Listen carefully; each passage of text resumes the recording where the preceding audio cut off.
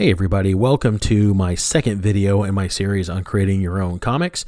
So just to recap, video one was really just the pep talk that I wish I would have had, that I hope helped you as far as getting started on this journey of creating your own comic. Just start doing it, and just think of yourself as a comic creator. You're no longer an aspiring creator. You're not an aspiring artist or an amateur comic book writer. You are a comic creator, and that's the mindset you have to have. That's the first step. This is what you do. Even if it's a side hustle for you, you're still a comic creator. Now that you've gotten that part out of the way, we are going to go into writing comics, and we're going to split this into two videos because I tried to do this in one video, but it was really long. So I'm going to cover some of the concepts here, and then I'll do a second video here very shortly, and we'll get you going on writing comics. Again, I'm not an expert on this. It's just I've been doing my own comic for about 3 years now, writing and illustrating. It's how I make a living now, and I wanted to share some of my experience with you guys out there who want to do the same thing, and maybe help you avoid some of the pitfalls and stumbling blocks that I ran into as I was doing this process. So also, if you ever want to give me a shot, you can check out my website, midnightcomics.net.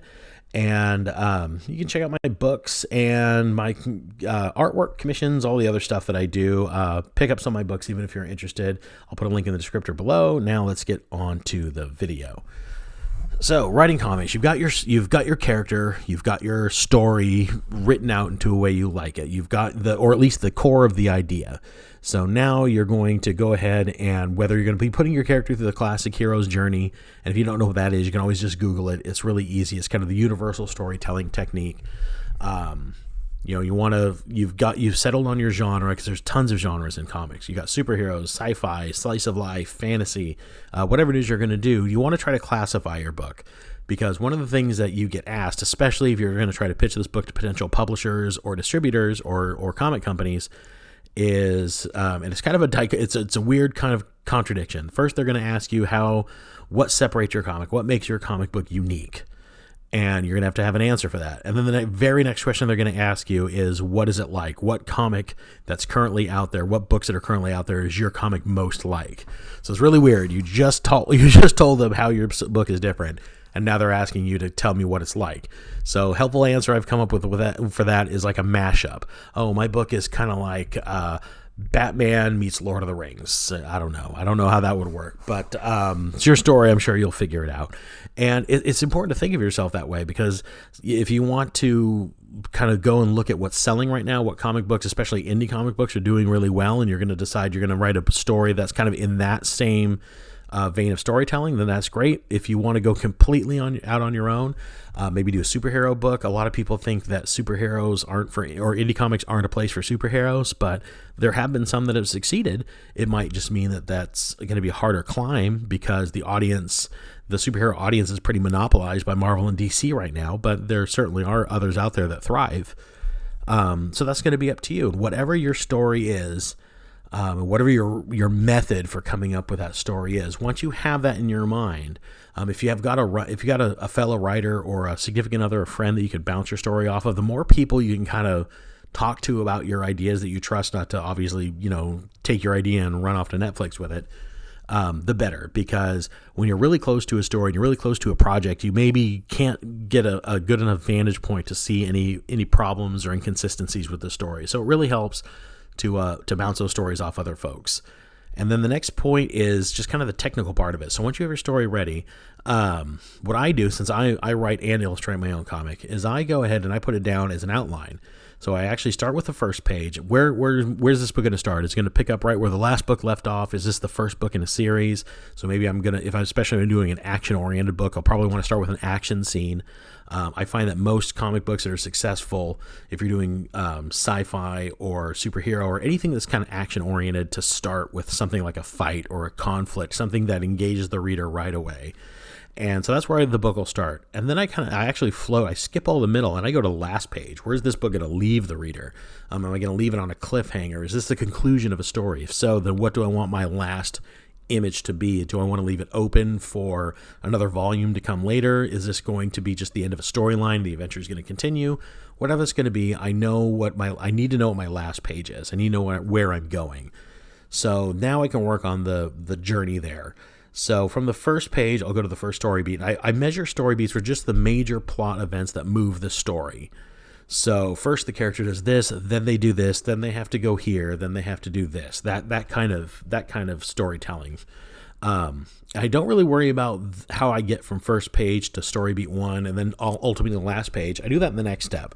And then the next step, once I have this outline completely done, so my entire story is just blocked out in this 1-page outline, then I literally draw the entire comic book as a series of thumbnail sketches.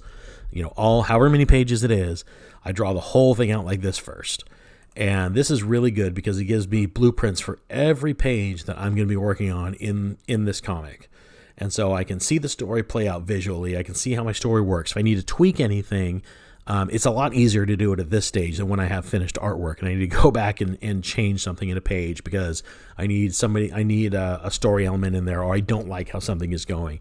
These take me a few minutes each to draw. So it's a lot easier to make your change at this point. Not to mention, it makes the illustration go by a lot quicker because I find when I'm sitting and drawing the comic, I draw 1 page, and then when that's done, I've already got the second page of the layout here. I just need to copy it onto an artboard and refine it and make it look like finished artwork. And sometimes, since I do my comic books digitally, if I really, really like how I did a thumbnail, if I think I nailed it and for some reason I'm having trouble recreating maybe a facial expression or a pose or something, I can literally just, outline the thumbnail itself and then just move it onto my artboard and then just refine it. Just go over it, draw over it, and you've got it there. So that's an advantage of digital illustration. And we'll talk more about that when we do talk about drawing the comic. So I've got the entire book now is written as an outline. I've got it drawn out here as thumbnails. Now I start drawing the actual comic. And then once it's done, it comes back. I do my lettering. I do my own lettering on my book. And that's when I script my book. So the words, as far as the dialogue, what everybody's saying, any captions, all that gets put in at that point. So I've got the finished artwork, send it off to be colored, I get the pages back, and then I go ahead and do all my lettering, and then it's done, off to print. So that's how I do it as a writer-illustrator. But for those of you who are out there that could be writing a comic book and not going to be illustrating, you're going to find an artist that's going to do the visual component of it, then probably your best bet, what a lot of artists do today, is kind of these detailed scripts. So you've got your story. It'll still help you to do an outline first, just so you think of it like chapters. You're going to get all the chapters in first, and then you're going to go ahead and you're going to script it out. So scripting at this point is just kind of like the thumbnails. You're doing the same thing, except you're doing it, wrong slide. You're doing it, that's coming up. You're doing it with words instead of with pictures. So the way these artists do it, panel 1, they give a good description for the illustrator to follow. The more description you can put in there, you don't want to go overboard because you want to give the artist a bit of freedom to work around, but at the same time, you want to give them a good idea of what you're picturing in your mind so that they've got the best chance of nailing it on the first try. And then, as you can see here in this panel, they do another description of what's panel 2, and then we've got this dialogue here, and it's really important to get your dialogue in, so you're scripting the book at this point, because it's going to be helpful for the artist to know, especially if you're having people I always call them talking head panels, or talking head pages, entire pages of just people talking. It's really helpful for the writer to know exactly what they're saying to each other, because that's going to affect the composition, the body language, the facial expressions, all of that. So definitely want to get that scripted as you're writing your script. And then you're going to send these off to your illustrator, and then they're going to give you back your finished pages. You're going to go ahead and letter the book, and it's really helpful to already have it already written out. So all you're doing is going back to your script and putting the words on the pages. Really simple. And then there's a third option. I don't really have an example of it, but it used to be called the Marvel method. It was the way Stan Lee wrote all of his comics, which is you would write the comic book out. It's kind of like a short story. Like, this character wakes up, he goes out on a walk, he gets attacked by this guy, and this happens. So you're not doing a script. It literally reads like a short story. They're a couple of pages long, and then you send that to the artist. Then the artist is going to take that short story, and then he's going to thumbnail it out based on what you wrote. And then he's going to draw the comic and send it back to you. And then once you have the finished artwork, you're going to script the book at that point, and you're going to do your lettering. So that method works. It's really well, but you need to be really in sync with the artist you're working with, and you need to have a very shared vision, because you're giving that artist a lot of creative vision, or a lot of creative freedom rather, to execute the vision of your story. So if this is somebody who you've just met and he doesn't, his storytelling method is different than yours, or his vision is different than yours, then it might take you guys a while to get it right and get it on the same page. So I don't recommend that method unless it's an artist that you really know and have worked with before, or is a good friend who's able to take your criticism, or you really trust that he's just going to be able to put together visually the stories you want it to be presented. So those are all things to consider. Next thing to consider is the format of your book, and that's where that slide comes in. So when I did my comic, I did it as 6 22-page comics that I collected into a graphic novel. That's how I did it. So I was putting out books one at a time, and then I collected them all into a graphic novel. So when you're writing the comic, or writing your comic, that's something to consider. Are you going to do it as a mini series with regular sized comics, or are you just going to do a graphic novel? I'll do a video later on that's going to talk about kind of the business end of it and the advantages as far as monetarily and salesmanship wise of single issues versus just straight to graphic novel. But really for this moment, it's just kind of your writing preference. If you have a story that you don't want broken up, then just start as a graphic novel. You can do it as, 40 pages, 100 pages, whatever you want to do. It'll take a while to get completed, obviously, because it's just a lot more work. But at the same time, when it's done, you've got a finished project that's just a graphic novel, and you've done it. You've written a book. If you're doing the individual issues, just remember that in the world of comics, you ultimately want to get to a graphic novel, even if that's not your main intent. So you want to maybe try to lay your story out to be covered in 4 or 6 or 8 issues or something that can be printed and collected into an edition, because it just gives you more options later on and down the line when you're trying to sell your book. And a lot of the time, if you're trying to pitch an idea to a studio or to a publisher, they're going to be looking towards a graphic novel. So you're going to want to make sure that if you're just doing individual issues, that you've written your story to kind of accommodate that ultimate goal. So that's why my book, I had committed it to 6 issues, finished it in 6 issues. The series I'm working on now is a 4-issue series, and it's going to be the same. I'm doing this exact same thing. It's going to be 4 books long and then committed to a graphic novel. And that's kind of my model. That's how I do my comics.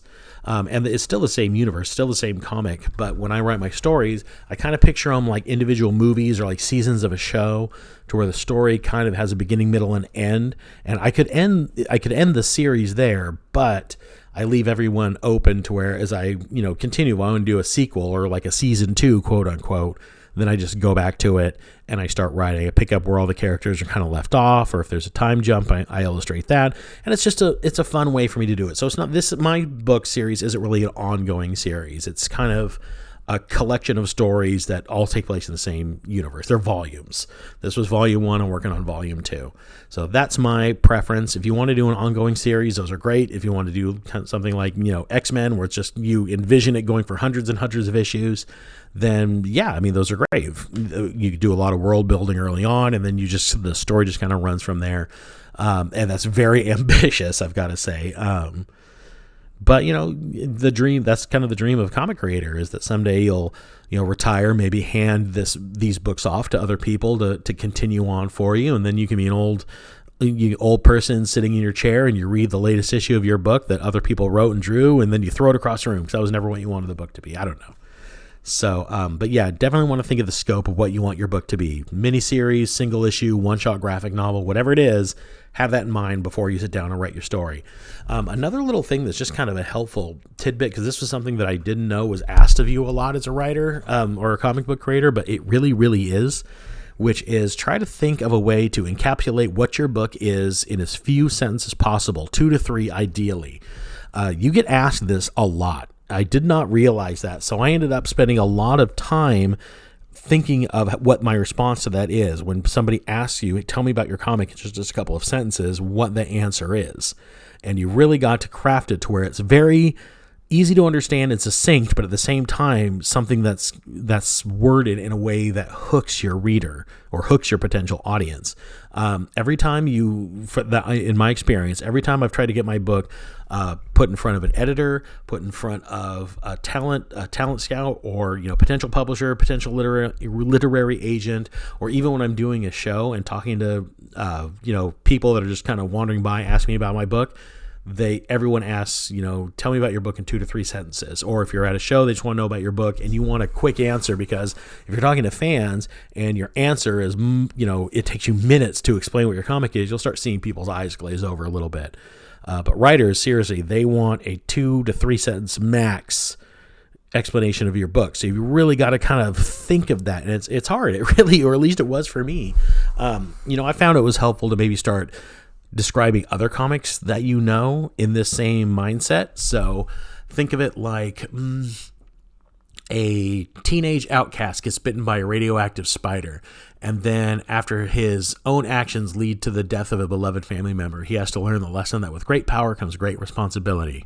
So there's a good way to do Spider-Man in 3 sentences.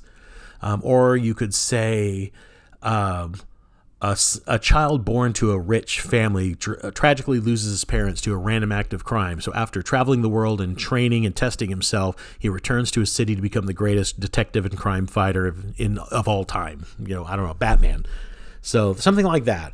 Sounds kind of exciting. Sounds like a tagline from a movie trailer, and that's kind of what you're going for, because you really want to get people excited about what your project is, and you've got to do it in a fast way.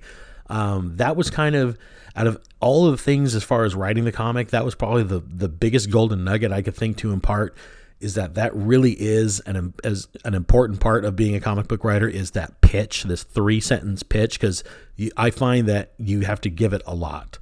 So that's my kind of parting thought for you guys, is as you're writing that book, try to put it out in that 2 to 3 second thought, because another good thing about that is if you find it's really difficult to do that, then maybe you need to look back at your story and it needs to be streamlined a bit.